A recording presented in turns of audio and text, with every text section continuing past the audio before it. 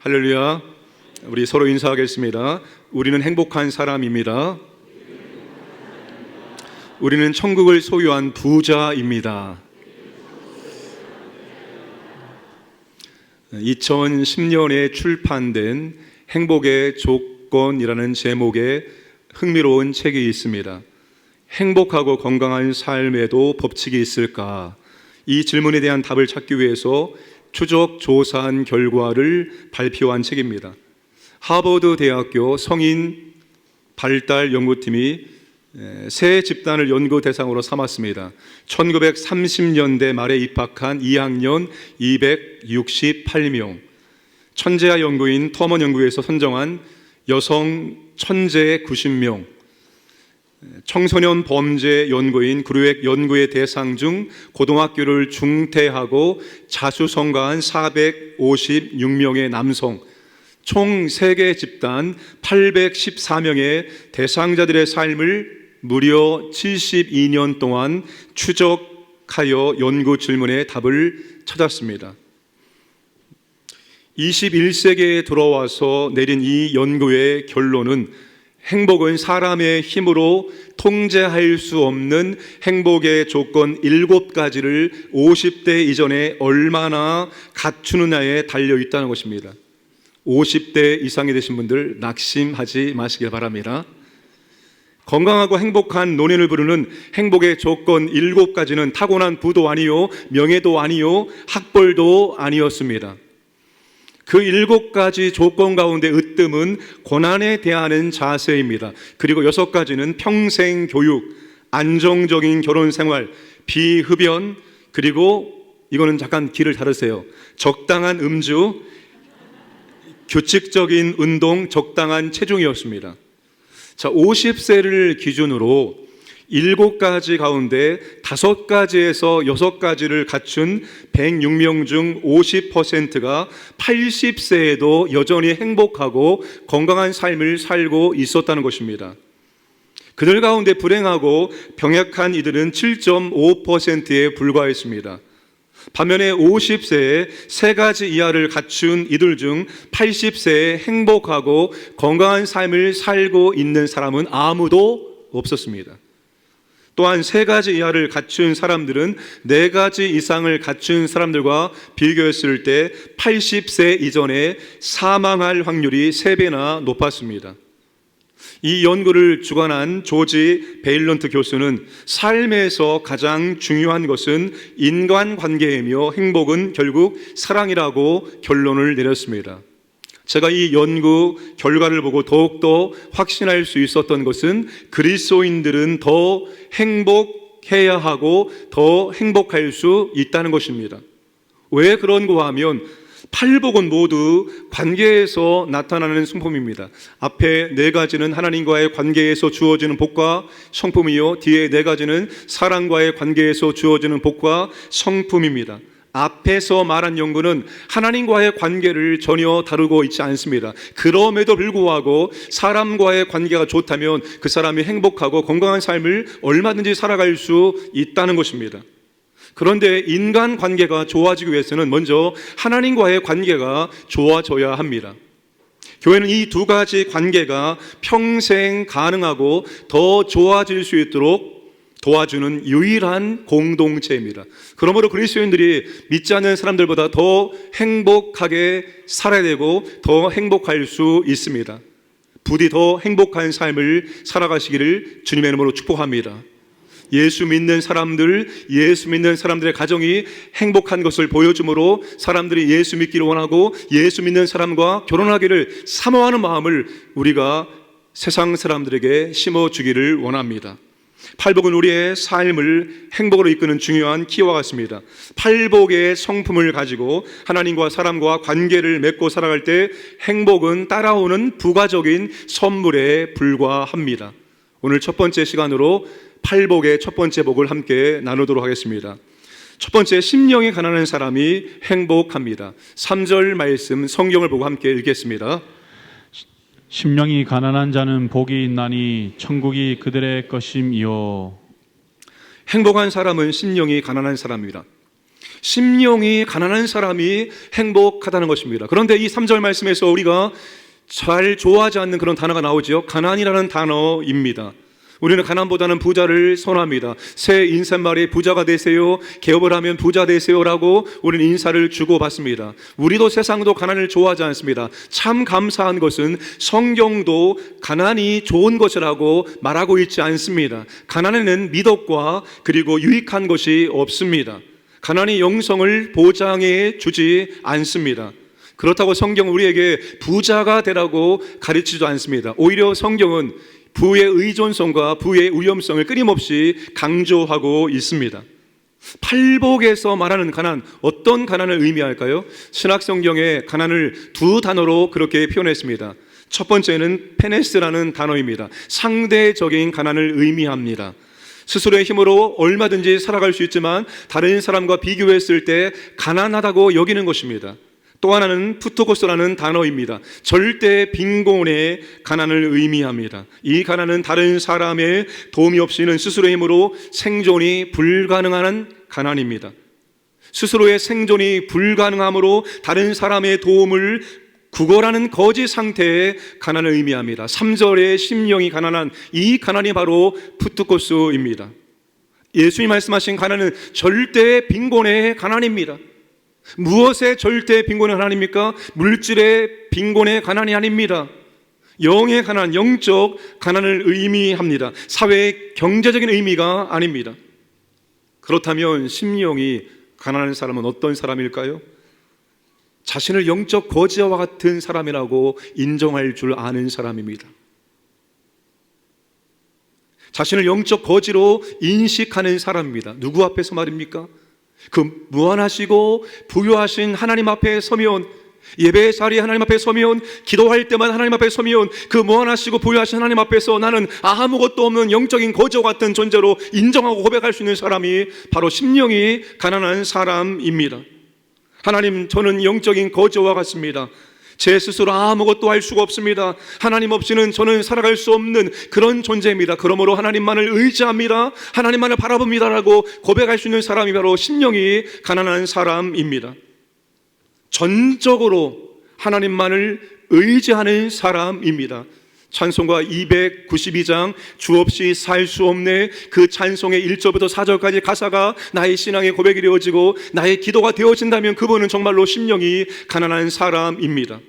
주 없이 살 수 없네, 나 혼자 못서리, 힘 없고 부족하며 지혜도 없도다. 내 주는 나의 생명 또 나의 힘이라, 주님을 의지하며 지혜를 얻으리. 이것이 진실로 내 믿음을 표현하고 나의 기도의 제목이 된다면 그분은 심령이 가난한 사람이라고 말할 수가 있을 것입니다. 성경에 나오는 모든 믿음의 사람들, 그 위대한 믿음의 사람들은 다 하나님 앞에 심령이 가난한 사람으로 살았습니다. 그 위대한 다윗도 하나님 앞에 서면 기도할 때마다 자신이 얼마나 영적인 거지와 같은 존재인지를 늘 고백했습니다. 시편 40편 17절 말씀 함께 읽겠습니다. 나는 가난하고 궁핍하오나 주께서는 나를 생각하시오니 나를 건지시는 이시라. 나의 하나님이여 지체하지 마소서. 주님, 저는 가난합니다. 저는 영적인 거지와 같습니다. 먹을 것이 없습니다. 주님, 저를 깊이 생각을 해 주시기를 원합니다. 주님만이 나의 도움이십니다. 주님만이 나의 유일한 공급자이십니다. 그러니 주님, 저를 구원해 주시기를 원합니다. 이 어려움 속에서 저의 기도를 들으시고 주님 속히 응답하여 주옵소서. 이것이 다윗의 기도였습니다. 80의 노인이 되었을 때, 이제는 삶의 모든 소망이 끊어졌을 때, 그때 떨기나무 불꽃 가운데 주님이 모세를 찾아오셨습니다. 그때 모세를 부르실 때 모세가 하나님 앞에 뭐라고 대답합니까? 하나님, 저는 자기가 없습니다. 저는 입이 둔합니다. 그러니 하나님 아버지, 제발 보낼 만한 사람을 보내시길 원합니다. 자격이 되는 사람을 보내시길 원합니다라고 극구 하나님의 부르심에 그는 거부를 하였습니다. 사사 기도원이 어떻게 하나님 부르심에 응답을 하였습니까? 보십시오, 저희 집은 므낫세 중에 극히 약하고 저는 우리 아버지 집의 가장 작은 자입니다라고 고백을 했습니다. 이사야 선지자가 우시아 왕이 죽었을 때, 환상을 보았을 때 그가 어떻게 고백합니까? 화로다 나여 망하게 되었도다, 나는 입술이 부정한 사람입니다라고 고백합니다. 우리 구주 예수님도 요한복음 14장에서 그렇게 고백을 했습니다. 나 스스로는 아무것도 할 수 없고 아버지 하나님을 절대 의존하신다라고 고백했습니다. 주님의 그 말 한마디, 주님의 모든 사역 하나하나가 주님이 스스로 알아서 하는 것이 아니라 오직 하나님의 은혜 가운데 하나님께 받아서 말씀하시고 하나님이 기뻐하시는 것들을 감당했다는 것입니다. 오직 하나님께만 의존된 삶을 살았다는 것입니다. 믿음의 사람 중에서 어떤 사람도 하나님 앞에서 나는 자신 있습니다, 나는 할 수 있습니다, 나는 꽤 괜찮은 사람입니다, 그러니까 나를 써 주옵소서라고 고백한 사람은 아무도 없습니다. 다 주님 만났을 때 주님 저는 죄인입니다, 저를 떠나십시오라고 고백을 하였습니다. 예배가 끝나고 목양실에 있는데 한 집사님이 저를 찾아왔습니다. 그리고 눈가에 눈물이 글썽글썽하면서 눈물로 저한테 이렇게 물어봤습니다. 목사님, 어떻게 하면 하나님을 만날 수 있을까요? 어떻게 하면 제가 하나님을 만날 수 있습니까? 라고 제게 질문을 했습니다. 저는 그 집사님이 하나님을 아직 만나지 못했기 때문에 하나님 만나고 싶어서 그런 질문을 드린 것이 아니라 예배 때마다 하나님 만나는 예배를 드리고자 라고 기도하는데 저는 그 하나님 만나지 못하고 있어요. 정말 하나님을 깊이 만나길 원하고 정말 내가 지금까지 만나지 못한 하나님을 예배 드릴 때마다 만나고 싶은데 그 하나님을 만나지 못하고 있어서 너무나 답답해서 어떻게 하면 하나님 만날 수 있습니까? 라고 눈물로 그렇게 물어보았던 것입니다. 여러분, 그런 분이 정말로 심령이 가난한 사람이 아니겠습니까? 사랑하는 여러분, 하나님은 정말로 심령이 가난한 사람을 기뻐하시고 심령이 가난한 사람에게 그 하나님의 은혜와 하나님의 부유하심을 채워주신다는 사실입니다. 시편 147편 10절과 1절 함께 읽겠습니다. 여호와는 말에 힘이 세다 하여 기뻐하지 아니하시며 사람의 다리가 억세다 하여 기뻐하지 아니하시고 여호와는 자기를 경외하는 자들과 그의 인자하심을 바라는 자들을 기뻐하시는도다. 여호와는 말의 힘이 세다고 하여서 내가 얼마나 많은 재산이 있는지 정말 내가 의지하는 것들이 이렇게 많습니다라고 해서 기뻐하지 않습니다. 여호와는 사람의 다리가 억세다 하여 기뻐하지 않습니다. 여호와가 누구를 기뻐합니까? 여호와를 경외하며 여호와를 바라는 사람, 정말 하나님만이 나의 의지이십니다. 하나님만이 나의 전부이십니다. 하나님이 나의 전 재산입니다라고 고백하며 하나님께 나오는 그 사람을 기뻐하시고 그 사람에게 은혜를 베풀어 주신다는 것입니다. 이사야 57장 15절에 지극히 존귀하며 영원히 거하시며 거룩하다 이름하는 이가 이와 같이 말씀하실 때 내가 높고 거룩한 곳에 있으며 또한 통회하고 마음이 겸손한 자와 함께 있나니 이는 겸손한 자의 영을 소생시키며 통회하는 자의 마음을 소생시키려 함이라. 그 높고 위대하신 하나님 아버지, 높은 곳에서 바라보신 하나님께서 누구와 함께 하기를 원하십니까? 통회하고 마음이 겸손한 자와 함께 하심으로 그 영혼의 마음과 그 영혼을 소성시키신 하나님, 그 영혼의 마음에 하나님의 기쁨과 은혜를 채워주신다라고 말씀을 하고 계십니다. 사랑하는 여러분, 우리 하나님 앞에 영적인 거지와 같은 존재입니다. 거지와 같은 존재가 아니라 우리는 영적인 거지입니다. 그 하나님이 얼마나 높고 위대하시며 무한하시고 풍성하신 하나님입니까? 그 부유하신 아버지 앞에 설 때마다 우리는 아무것도 없는 영적인 거지와 같은 존재입니다. 내 힘으로 살 수 있다고 생각하십니까? 내가 할 수 있다고 생각하십니까? 하나님이 없어도 얼마든지 저는 잘 살 수 있습니다. 잘 살 수 있습니다. 우리는 그런 존재가 절대로 아닙니다. 높아진 마음을 버리고 하나님 앞에 예배의 자리에 올 때마다, 기도의 자리에 무릎 꿇을 때마다 정말 겸손한 마음으로, 가난한 마음으로 아버지 앞에 설 수 있기를 주님의 이름으로 축복합니다. 하나님 앞에 낮추시고 또 낮추시고 또 낮추시길 원합니다. 어디까지 낮추십니까? 나는 아무것도 없는 영적인 거지입니다. 거기까지 낮추시길 원합니다. 하나님 앞에 나오실 때, 기도할 때 우리의 모든 자존심을 다 버리시기를 원합니다. 여러분, 거지는 모든 자존심을 다 내려놓고 땅바닥에 엎드려서 오늘 일용할 양식을 줄 때까지, 구할 때까지 끊임없이 간구한다는 사실입니다. 오늘 저와 여러분이 그렇습니다. 하나님 앞에 올 때마다, 예배 드릴 때마다, 기도할 때마다 그런 영적인 거지와 같이 우리 모든 자존심을 다 내려놓고 하나님 앞에 필요한 은혜와 능력을 간절히 간구할 수 있기를 주님의 이름으로 축복합니다. 모든 자존심을 내려놓고 하나님 앞에 눈물로 콧물 흘리며 그렇게 하나님 앞에 매달려 간절히 간구할 수 있는 우리의 낮은 겸손한 마음이 될 수 있기를 원합니다. 조금 강구해보고 하나님께서 안 주시네, 안 해주시네라고 포기하는 것이 아니라 그 하나님의 풍요로움을 우리가 누릴 때까지 그 하나님 앞에 납작 엎드려서 하나님의 풍요로움을 간절히 끝까지 구하시고 그 만나주신 하나님의 은혜를 경험하기를 주님의 이름으로 축복합니다. 두 번째, 심령이 가난한 사람이 행복한 이유는 천국이 그들의 것이기 때문입니다. 심령이 가난한 사람은 천국에 들어가고 천국을 소유하고 천국을 누립니다. 우리는 참 천국이라는 말을 너무나 많이 들었습니다. 오늘 밤 죽는다면 천국에 들어갈 확신이 있습니까? 많이 질문했고 많이 대답을 하기도 했습니다. 성도가 죽으면 천국에 들어갔다라고 우리는 그렇게 위로하기도 합니다. 이런 말들 때문일까요? 우리는 천국이란 죽어서 가는 곳으로만 생각할 때가 많습니다. 그러나 이 말은 천국에 대해서 절반의 진리만 우리에게 가르치고 있습니다. 여러분, 천국은 정말로 죽어서 들어가는 곳입니다.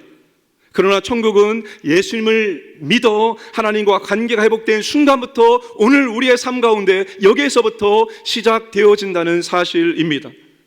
천국이 무엇입니까? 하나님의 나라입니다. 사복음서 기자 가운데 천국이라는 말을 가장 많이 기록한 사람은 마태입니다. 왜냐하면 마태는 유대인들에게 복음서를 위해서 기록한 사람이기 때문입니다. 마태는 유대인들의 잘못된 물질적 천국관을 바로 잡아주기를 원했습니다. 그 유대인들은 정치적인 메시아를 기다렸습니다. 메시아는 정치적 해방을 위해서 오시는 분으로 여겼습니다. 로마 제국의 속법과 법에서 그들을 구원해 줄 분을 간절히 기다렸습니다. 그 메시아가 오게 되어지면 우리는 자유케 되어지고 우리는 다시 번영의 삶을 살 수 있을 것이라고 여겼습니다. 항상 외적인 의미로 정치적이며 군사적이며 물질적인 의미로만 천국을 생각을 하였습니다. 그래서 마태는 천국에 대해서 마태복음 앞장에서부터 그렇게 가르치고 있는 것입니다. 천국, 하나님의 나라는 하나님이 계시고 하나님이 통치하는 곳입니다. 그리스도가 왕으로 좌정하고 계신 곳마다 이미 천국이 임한 것입니다. 천국은 죽어서 가는 장소로만 생각한다면 우리는 이 땅에서 천국을 풍성하게 누릴 수가 없을 것입니다. 그러나 천국은 장소이면서 동시에 하나님과의 관계라는 사실입니다. 하나님과 관계를 맺고 사는 순간부터 우리는 천국의 그 은혜를 누리는 삶을 살아갈 수가 있습니다. 사랑하는 여러분, 천국을 경험하고 계십니까? 천국을 맛보고 계십니까? 천국을 풍성하게 누리며 살고 계십니까? 이 말은 다른 말로 바꾸면 정말로 진정으로 우리의 마음과 우리의 삶의 모든 순간에 하나님의 통치를 받으며 살고 있느냐, 이것을 물어보는 것입니다. 하나님의 통치를 받을 때만이 천국이 임하기 때문입니다. 여러분, 우리 마음이 천국이 임할 수 있습니다. 천국이 임하면 근심, 걱정, 염려, 불안이 떠나게 되어 있습니다.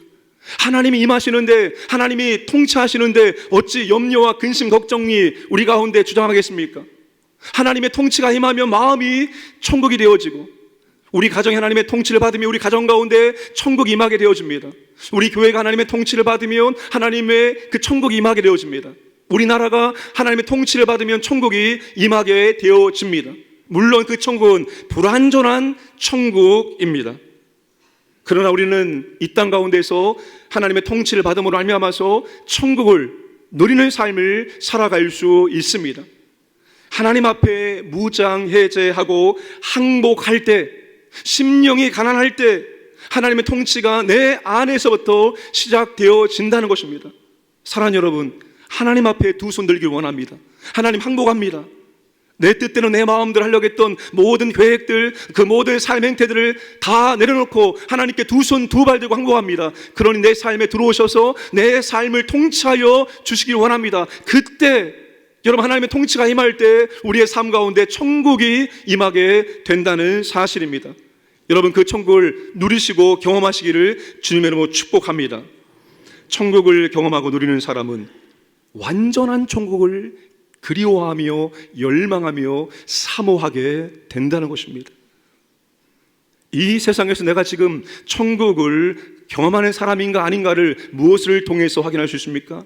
내가 정녕 이 땅 가운데서 천국의 은혜와 놀라운 것들을 경험하고 있다면 나는 그 완전한 천국을 더 그리워하며 사모하게 된다는 사실입니다.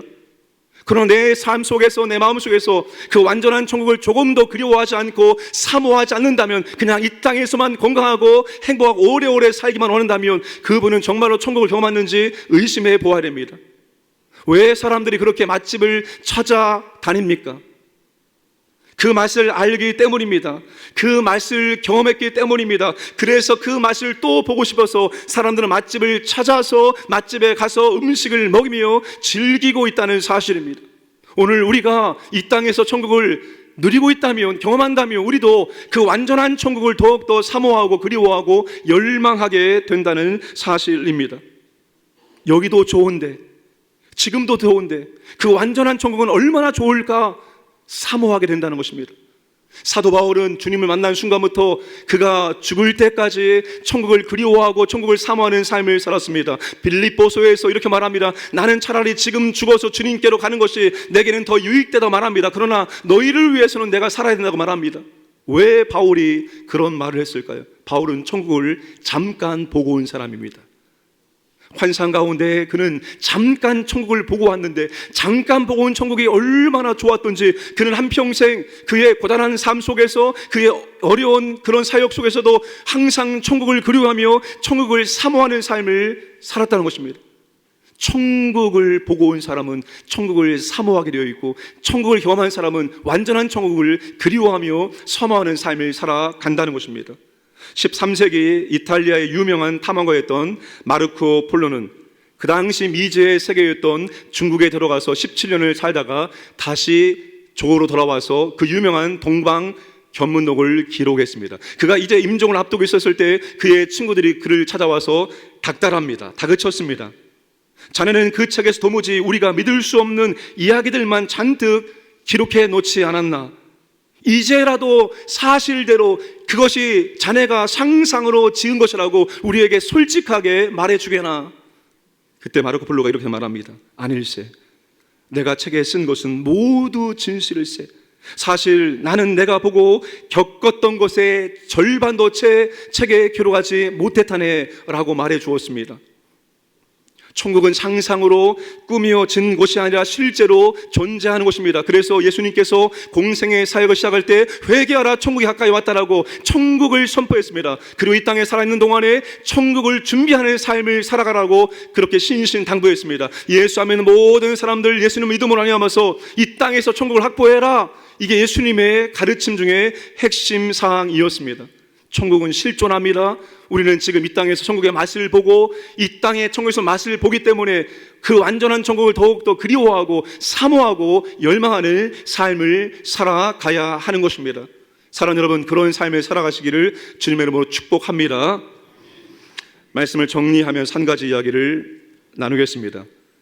제가 필리핀 선교를 여러 번 갔다 왔는데 우리 박혁원 선교사님이 있는 그 지역에 한 여성도를, 그 필리핀 교회에 나오는 여성도를 제가 아직도 잊을 수가 없습니다. 밀라라는 이름을 가진 여성도였습니다. 그 성도는 빈민촌에 살고 있었습니다. 빈민촌은 전부 다 판자로 집을 지은 집입니다. 판자 몇 가지를 그냥 얼기설기 엮어놓고 그 비좁은 공간에 5명의 식구들이 옹기종기 모여서 살고 있었습니다. 그 밀라의 간절한 소원은 노란색 집을 갖는 것이 소원이었습니다. 그래서 우리가 나갔을 때 노란색 페인트를 가지고 그녀의 집을 노란색으로 칠했습니다. 그런데 그녀가 그 자리를 떠나지 아니하고 노란색으로 그의 판자들이 색칠되어지는 것을 계속 보면서, 그리고 완성되었을 때 그가 고백합니다. 내가 그토록 노란색 집을 갖기를 원했는데 이제 이렇게 노란색 집이 되었으니 참으로 감사하다라고, 고맙다라고 연신 우리에게 그렇게 인사를 하였습니다. 당시 실제 나이는 58세였지만 실물을 보게 되어지면 80이 넘은 노인처럼 보여집니다. 그렇게 고생을 많이 했기 때문입니다. 다른 사람들의 빨래를 가지고 와서 빨래를 빨아주고 그것으로 겨우겨우 삶을 살아갔습니다. 그래도 주일날 오게 되어지면 한 손에 항상 성미를 가져와서 하나님께 올려드렸고 11조를 받으면 항상 11조를 올려드렸습니다. 저는 밀라의 삶 가운데 천국이 임한 것을 볼 수가 있었습니다. 그녀의 삶에는 예배가 있었습니다. 그녀의 얼굴에는 웃음이 있었습니다. 그들의 입가에는 항상 감사가 있었습니다. 그의 손에는 예물이 있었습니다. 그는 진정으로 심령이 가난한 사람이었습니다. 어떠한 욕심도 없이 오직 하나님만을 의지하며 하나님께 소망을 두며 하나님 바라보며 살았던 그런 사람이었습니다. 오늘 우리는 그 밀라와 비교하면 너무나 많은 것들을 소유하고 있습니다. 우리 눈에 보여지는 부자입니다. 그러나 과연 아무것도 없는 그 밀라의 삶과 우리를 비교했을 때 우리는 진심으로 부유한 자라고 말할 수 있겠습니까? 심령이 가난은 팔복의 기초이며 모든 신앙생활의 기초입니다. 심령의 가난이 이 첫 번째 문이 열려야지만 두 번째, 세 번째, 여덟 번째까지 팔복의 문이 열릴 수 있다는 것입니다.